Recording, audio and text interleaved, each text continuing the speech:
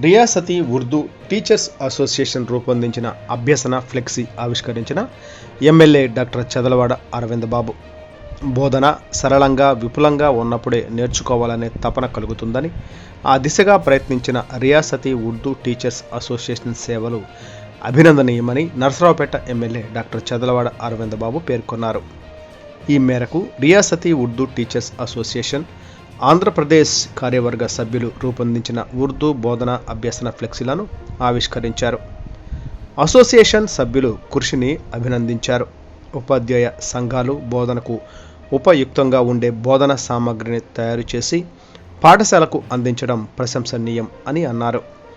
Minority విద్యార్థుల విద్యాభివృద్ధి కోసం రాష్ట్ర ప్రభుత్వం అన్ని విధాలా సహకరిస్తుందని హామీ ఇస్తూ అసోసియేషన్ చేస్తున్న ప్రయత్నాలను అభినందించారు.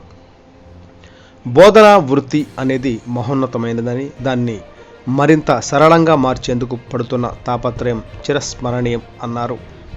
ఉర్దూ బోధన సామాగ్రి ఫ్లెక్సీలు డిజైన్ చేసిన రాష్ట్ర అదనపు ప్రధాన కార్యదర్శి ముజిబ్ షాహీ, పల్నాడు జిల్లా అధ్యక్ష ప్రధాన కార్యదర్శులు ఎస్ఎం సుభానీ, మొహుద్దీన్లను అభినందించారు. రంగురంగుల బొమ్మలతో కూడిన బోధనోపకరణ ఫ్లెక్సీలు విద్యార్థులు ఉర్దూ భాషను సులభంగా నేర్చుకునే విధంగా ఉన్నాయన్నారు. ఈ కార్యక్రమంలో రూటా ఏపీ రాష్ట్ర జిల్లా కార్యవర్గ సభ్యులు ముజిబ్ షాహీ, ఎస్ఎం సుభానీ, మొహుద్దీన్ బాషా, మొహమ్మద్ రఫీ, ఆరిఫ్, నాగూర్, అంజద్, హమీద్ జాన్ సైదా, ఖాజా హుస్సేన్, కార్తీక్ తదితరులు పాల్గొన్నారు.